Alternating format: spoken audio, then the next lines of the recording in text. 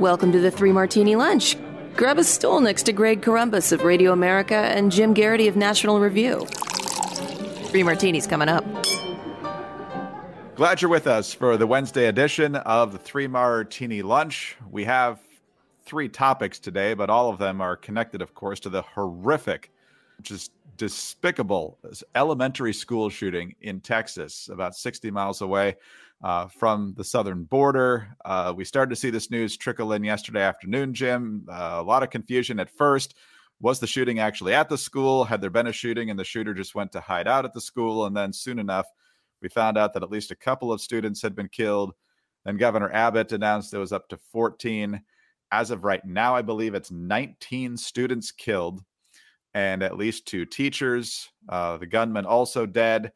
And from what we're seeing in these threads, these heartbreaking threads of the students, it looks like it was a 4th grade class or classes that were attacked here. Every student I've seen was 9 or 10 years old and a 4th grader. So it appears that that's the class that this gunman encountered. And so, of course, Jim, your heart breaks. I thought the very early part of Biden's speech last night, as he talked about losing a child, was good. And then he immediately, of course, pivoted to this is the gun lobby's fault. And I'm not sure how he makes that leap, but obviously a lot of people are as well. And so what laws would have made a difference here? What other things would have made a difference? As you point out in the Morning Jolt, there wasn't a lot on this shooter's formal record that would have stopped him from getting guns. He bought them, it appears, in a legal manner, so nothing flagged on the background check.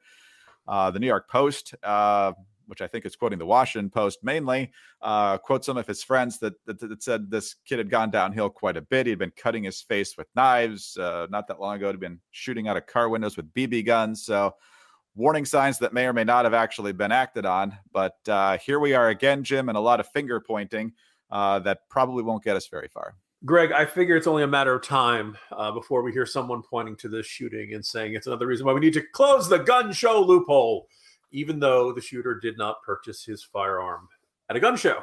And my attitude is, if you look at some horrific tragedy like this and you say you want to do something about it, well, then the solution you propose should be applicable to the particular tragedy you're trying to solve or other tragedies. And you don't have the numbers directly in front of me, but an exceptionally few mass shooters have ever purchased their firearms at a gun show. I also, by the way, you often hear a lot of scapegoating and blaming of the NRA. Off the top of my head, I don't believe any mass shooter has been a licensed member of the NRA. I don't think I've been a former member or anything like that. So basically, law-abiding gun owners are the kind of folks who join the NRA. They are not the ones who go out and commit these sorts of mass shootings. You'll hear a lot about the assault weapons ban and the idea of, well, if we didn't have this assault weapons ban, this wouldn't have happened. That's not really the case, or at minimum, you look back at the mass shootings and the Department of Justice and the Violence Project, a nonprofit research center, a couple months ago issued this giant study. They said the most comprehensive study of mass shootings in the U.S. from 1966 to 2019. And they kind of run all the statistics on this. And unsurprisingly, only the vast majority of them used handguns. So the assault weapons ban, which wouldn't cover most handguns, 77.2%, right? So 25% of mass shootings used a rifle that may have been characterized as an assault rifle and maybe would have been barred or much harder to obtain under the assault weapons ban. Okay, so you could do that. I would point out, though, this idea of, oh, well, if we just get rid of assault weapons, we won't have this. One of the factors that I keep coming back to when we get to these discussions is the Virginia Tech shooting. Absolutely unforgettable, horrifying. The shooter in that situation only had 2 guns. One had a capacity of 10 rounds. The other had a capacity of 15 rounds. In that attack, killed 32 people, wounded 17 others. So a mass shooter can still do a lot of damage with a handgun or more than one handgun. The idea of taking a certain kind of rifle and saying we're not going to make this available to be sold anymore, maybe that makes a difference on the margins, but I think that's disputable. Also, keep in mind, when it comes to school shooters, very, very few of them purchase their guns legally. This is probably one of those rare cases in which that is the case. You're like, aha, it's illegal gun sales. Well, actually, no. According to this study, more than 80% of the individuals who are involved in shootings in schools involving elementary schools, middle schools, and high schools stole guns from family members. So we can talk about whether, if you have children in the house, if you have teenagers in the house, should you keep them locked up? Should you make them harder to access? One of the details in this case that is jumping out at me and strikes me as unusual, I'm hoping subsequent investigation will clarify this a bit more. The shooter had 2 rifles, only brought 1 to the school, but he had 2 in his car, left 1 in the car, and then somebody had purchased 2. He turned 18 earlier this month. So he was legally able to. And one of the points I will get to in a second about background checks is that he had no criminal record, no restraining orders, no emergency safety orders on him or anything like that. That is the sort of thing that prevents someone from purchasing a firearm. None of that happened in this case. There's, some stories of his peers saying that he was, shooting the BB gun and troubled and all that kind of stuff. But at no point had said, this person is a threat to themselves. This person is a threat to others.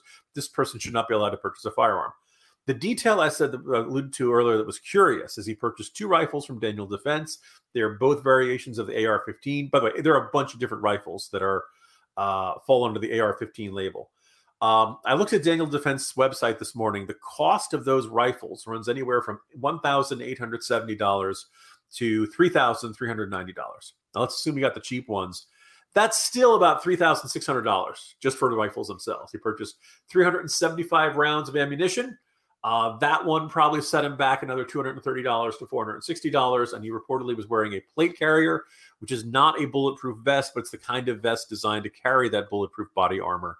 He did not have any armor inside it, but that'll cost you another, there's a big range on the quality of these, but it can go anywhere from $75 to $500. So here we have this troubled 18-year-old young man who had the funds to purchase several $1,000s worth of firearms and ammunition before he started his rampage. Once again, should this have raised a red flag with the vendor? Well, he didn't have any criminal record. He didn't have any mental health record. There was nothing in there. And we can't keep going back. I mean, there was a point maybe a decade or so ago where people who thought someone was acting strange or acting in a way that represented they could be a threat or something, they were going to their company's HR department. There was a university student, they were going to the university. Companies and universities and schools do not have the power to take away somebody's gun. The only institution that can do that is law enforcement, and it's generally has to be adjudicated before a judge. So generally, you and I have lamented this going back ages about if you see something, say something. In far too many cases, somebody says something and then law enforcement doesn't do anything about it. In this case, it sounds like, Greg, a lot of people saw behavior that they saw as troubling, but maybe not necessarily an indicator of an imminent threat. There were some posts on Instagram and I guess another social media platform that were very disturbing and kind of, strongly hinted that he was up to something bad.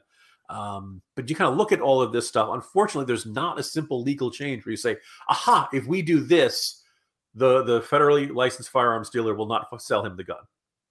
I noticed this phenomenon of, we used to think about workplace shootings. The one thing that had changed in this detailed, comprehensive DOJ study was that the rate of mass shootings that were connected to workplaces had declined significantly over the course of the study. And you're thinking about that. You don't hear as much about a disgruntled ex-employee coming back and shooting as what you used to. I'm not saying it doesn't happen. It does happen here and there. But back in I'm going to say the 90s and early 2000s, the kind of crass phrase going postal, right? This idea, we thought of mass shooters as generally being angry, recently laid off employees. And now, I think particularly post-Columbine, it really feels like we see mass shootings and hear about mass shootings and are most terrified by mass shootings in schools. I do kind of wonder if that's a sign that the background check system is working. It's keeping guns out of the hands of adults who have criminal records, who have restraining orders, who have some reason in the legal system that they should not be able to purchase a firearm. But however, in a case like this, where the person who wants to do mayhem just turned 18, they haven't been around long enough to accumulate that paper record. They haven't been around that point to trigger the red flag. So I don't know if there's a real simple answer to this one, Greg. And my suspicion is there are a whole bunch of people who'd like to argue assault weapons ban and gun show loophole and all this kind of better background checks without it really saying, all right, so what do you want to put in that better background check and how do you want to make this system work? We are in another one of those moments where people want to do something and don't really want to think too hard about the details. Yeah, it's kind of why this debate is where it is. There are obviously those, Biden, Chris Murphy is probably the most prominent member of the Senate who thinks that banning certain guns is the way to go. He did it again yesterday.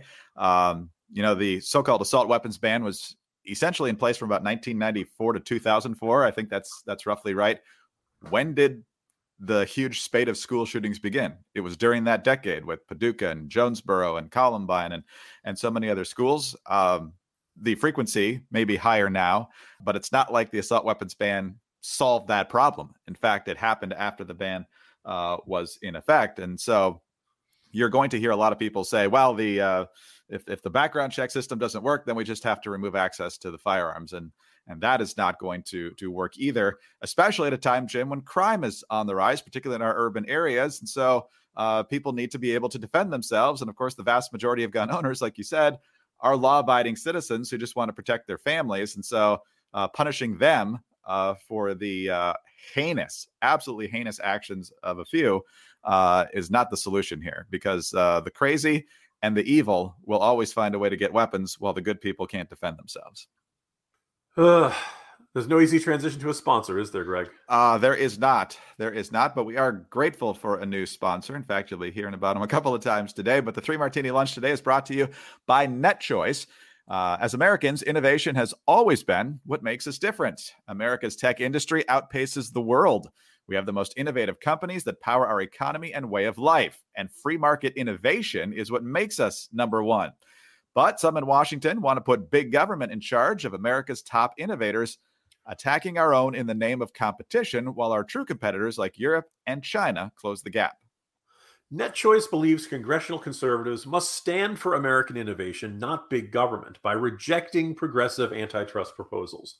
They encourage you to tell your senator to oppose Senator Amy Klobuchar's Senate Resolution 2992.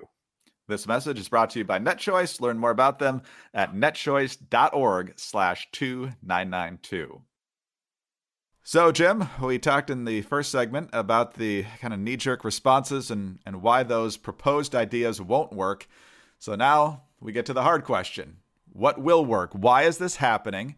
Why is this happening with the frequency that it is? Because we did just see a very disturbed young man shoot up a grocery store in Buffalo.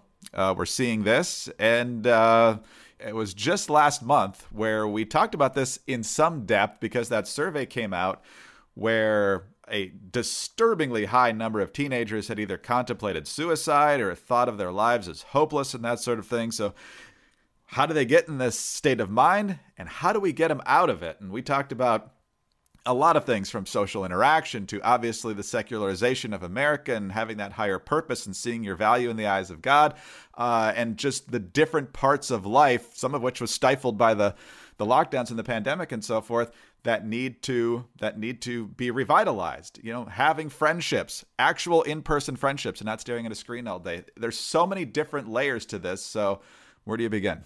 As a father of a teenage son and a soon-to-be teenage son, this is, front and center in my mind. So far, so good with the Garrity boys, but I think I see some of the challenges that work here. Certainly the lockdowns did not help things. In our neck of the woods, the schools were closed for about a year. And then when they came back 2 days a week for a while, then they went back to 4 days a week. And I think I think Kevin Williamson had made the observation a couple of days, when you see about these shooters, you see about these angry young men, obviously they don't have big peer groups and lots of friends. And very often they have trouble in the home. Very, very often they do not have a father figure around. And I think all of that helps create a stew of isolation and anger and resentment and this sense that they are missing out on something in life. And in some cases they may very well be, but they also the other thing is that the sense of powerlessness, the sense of insignificance, the idea that, obviously when you do this, there's a good chance you're going to die. We've seen a couple cases in which mass shooters have killed themselves, or in other cases, this appears to be kind of an elaborate suicide by cop effort. People who can't bring themselves to shoot themselves, but who want someone else to do the shooting for them. And this question, like, so how do you reach that point where you feel so insignificant?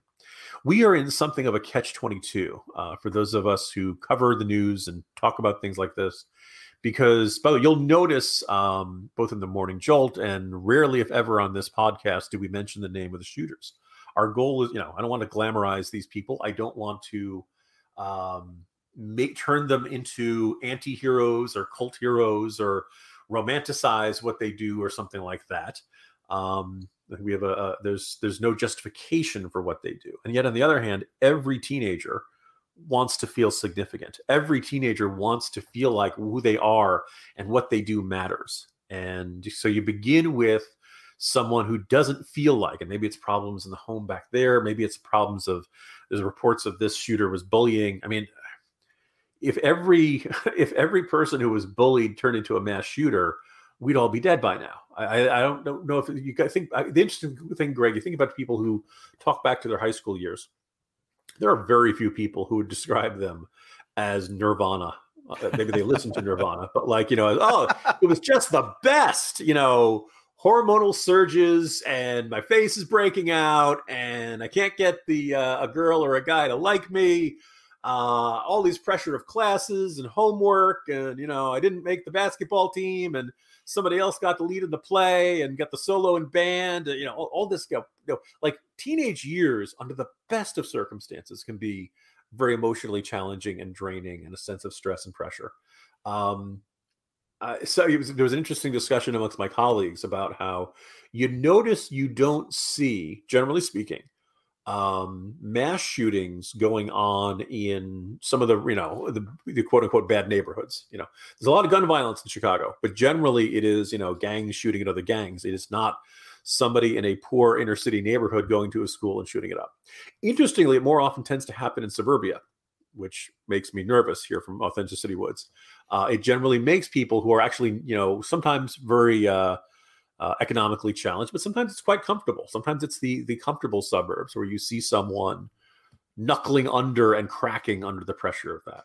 The other note I would point out is that there was a report about how the nation's therapists were basically filled to capacity in the months after the pandemic. Maybe this was a story in the New York Times a couple of months ago. Maybe it's gotten a little better by then, but I wouldn't expect it to have made a dramatic turnaround.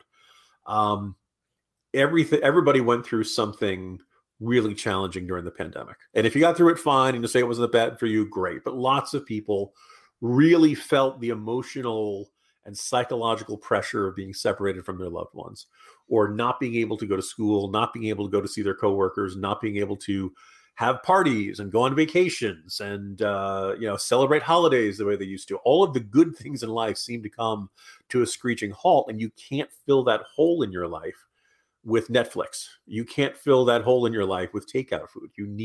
We're human beings who are social animals. We're used to gathering in tribes. Even going back to when we were nomadic groups, we needed to be part of a group.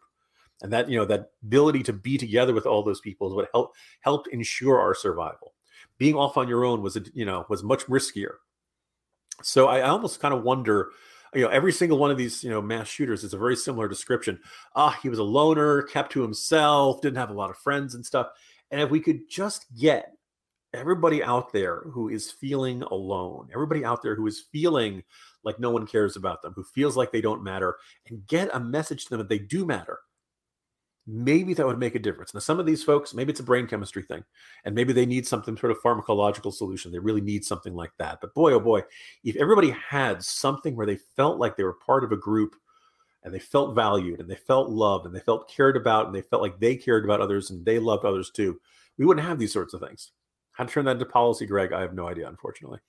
Yeah, that's because I don't think there is a government solution to this. It's a family solution. It's a friend solution. It's exactly that, making them feel valued. I believe that faith is a critical component of that, because if you only find your your worth and your achievements in school or anywhere else, then eventually you're going to be disappointed, and in some cases crushingly disappointed. I also feel, and this is not to blame, the person to blame is the shooter, of course, that we're constantly in a cycle of this is a crisis and this is probably going to kill you, whether it's climate change or whether it's social media or whatever it is. We go from one crisis to the next, sometimes several in the same week. And I think that weighs on people on top of all the other adolescent challenges that you mentioned so well just a moment ago. So yeah, I think there is a very complicated approach needed here. And unfortunately, everybody seems to have a one-size-fits-all approach here, which is not going to get the job done, certainly from a federal government perspective. All right. As we mentioned, we're going to hear from our sponsor a couple times today. Just remember, that some in the government want to tinker with your internet. Remember the whole net neutrality fight? And that was supposed to be dire straits for the American people as well. Well, that did not happen, but some still want to go down that road. And as we just said a moment ago, some in Washington want to put big government in charge of America's top innovators, attacking our name in the name of competition, while our true competitors like Europe and China close the gap. But NetChoice needs to make us aware of what the Democrats are trying to do in Washington. NetChoice believes that congressional conservatives must stand up for American innovation, not big government, and that they must reject progressive antitrust proposals. They encourage you to tell your senator to oppose Senator Amy Klobuchar's Senate Resolution 2992. This message is brought to you by NetChoice, and to learn more about them, go to netchoice.org/2992. All right, Jim, on to our third and final martini now. And as the calendar would have it, we are recording a little bit earlier than usual today because you are hopping on a plane a little bit later today to head to Texas for the National Rifle Association convention. And last night on my drive home, I was talking to someone whose opinion on virtually everything I respect greatly. And I'm thinking, I wonder if Jim's actually going to go. I wonder what the NRA is going to decide here. And his immediate reaction was, well, no, they have to keep doing this because not doing it would feed into the narrative of the left that they're somehow culpable here, which they are clearly not. In fact, the NRA's priorities, one of them anyway, one of their big ones, is to train school security. So they are part of the solution here, not the villain. And so it appears, as of right now that we record, that the convention is going on. But one of the most prominent Republicans in the Senate, John Cornyn, senator from Texas, has pulled out now. And so, Jim, what's your take on that? And what do you expect from the convention now over the next couple of days? Yeah, I mean, I should point out that this was going to be the first NRA annual meeting in 3 years. Last one was in summer 2019. Obviously, they didn't have it in 2020. And it looked like they were going to go ahead in summer 2021, actually, probably like late spring. They were just starting to roll out the vaccines. And I think about 9 days before the scheduled date, they canceled it. I think they looked at the demographics of the attendees, the fact that the virus was still going around, and recognized there was just too much chance of it turning into a super spreader event. So there was already going to be drama heading into this over leadership. You listeners to this podcast know the National Rifle Association has had some really rough years, really tough internal disputes, counter lawsuits, arguments about expenditures, reports of self-dealing on contracts, things like that. This is not a completely unprecedented set of circumstances. Back in 1999, after the Columbine Massacre, the National Rifle Association was scheduled to have its convention in Denver. Now, they scaled back some of the events that week. They didn't do quite as much as they did. They got a lot of grief over it. I completely understand why a Senator John Cornyn or other lawmakers might hesitate to speak to the NRA convention this week. I understand that, you're going to get a lot of grief for it. On the other hand, my understanding is that former President Trump still scheduled to go ahead, and I believe Senator Ted Cruz is still scheduled to go ahead and speak. I think if you pull out, there's almost a signaling of you feel guilty about it. There's almost a signaling you feel like something's wrong, that you should not be going about your business as usual, that that somehow it's wrong to say, I support the Second Amendment, I support gun owners in America at a time like this. Now, there's some gun owners who say, hey, this is when we need your support the most. I think there's also an argument that, well, if you do that, you're kind of the argument of so many gun control advocates and Democrats in office is that, well, when this, supremely troubled kid chooses to shoot up an elementary school, it's your fault, Wayne LaPierre. It's your fault, NRA members. And that's not the case. It is the fault of the perpetrator. It is the fault of that person. Now, as we discussed recently, we can talk about what went into the mindset of that person. And were there points where this could have been prevented either legally through barring this person from purchasing a firearm, or were there things that could have been changed so this person would not end up in this murderous mindset, would not end up with this desire to lash out in anger at innocent people? It'd be great if this sort of thing could be discussed. I don't know if that's going to happen. I'll be honest, most of the speeches at the NRA convention, some years they are very focused on Second Amendment rights and gun rights and things like that. There are a lot of years someone will show up and kind of give their standard speech. And in the past, I've seen NRA audiences, they're never going to boo, they're never going to be critical, but they generally want to hear a lawmaker talk about what they want to do on Second Amendment and gun issues. Sometimes it branches out a bit into back during the fights over campaign finance reform. National Rifle Association said, look, we focus entirely on guns, but this issue is about our ability to stand up for you. So yes, we have opinions on that particular legislation. I know this is a decent amount of media bashing. Gun owners feel like they are unfairly covered and painted like maniacs and things like that. So you'll see a decent amount of media bashing, I suspect. But I think what is not recognized enough is that law-abiding gun owners have their hearts broken by these shootings as much as anybody else. There's nobody who likes this. There's nobody who wants this. And I don't think there are many people who'd say, oh, this is an acceptable trade-off, right? We all want to see it stop. That's one of the reasons why, many gun owners and Second Amendment advocates say, okay, well, this is why we need school resource officers. As we saw down in Florida, we need the school resource officers to react to the shooting instead of just standing there, as happened in that particular egregious case. And or maybe it makes sense to, if you have a teacher who is, properly trained in how to handle a firearm, does it make sense to arm teachers, to have other people in there? The argument is by declaring schools to be gun-free school zones, well, the gunman knows there's not going to be a lot of people there who have the ability to shoot back. You don't see mass shooters going up against police stations. Thieves very rarely try to hold up the donut shop the cops hang out at, right? There's this kind of recognition that there are certain people who are willing to die, but certain people don't want to die.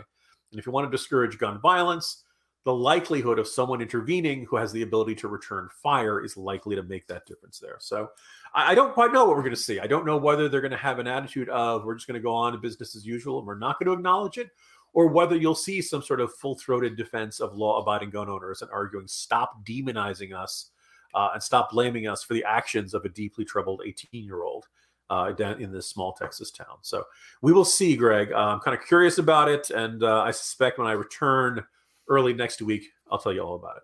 Yeah, we'll have plenty to talk about there. Looks like it's going forward, but I have a feeling if they're smart, they'll at least be pivoting a little bit on what they're talking about. But we will see, and we'll look forward to that report. Obviously, our focal point right now is the heartbreak for the families, the parents, the siblings, and that entire community in southern Texas. Our prayers are certainly with you, and we pray that God comforts you as only he can. So, Jim, you are off to the airport. We will certainly be here tomorrow and Friday for the 3 Martini lunch. Jim and I have a special Memorial Day edition of the podcast ready to roll on Monday, and we'll be back with our usual fare together on Tuesday. Jim, so I'll see you then. See you Tuesday, Greg. Jim Garrity, National Review. I'm Greg Corombos of Radio America. Thanks so much for being with us today. And please join us again on Thursday for the next 3 Martini lunch. This week on the Federalist Radio Hour. Economies would collapse, or you say, in any event, the upside of fossil fuels, cheap, portable, abundant, far outweighs the negatives of climate change. Economies would collapse without them, and for emerging nations, affordable fossil fuel remains a prerequisite for lifting billions of people out of poverty. And yet here's the President of the United States celebrating the, quote, transition away from affordable energy in the middle of an economic shock. I'm Emily Jashinsky of The Federalist. Subscribe to The Federalist on iTunes or wherever you get your podcasts.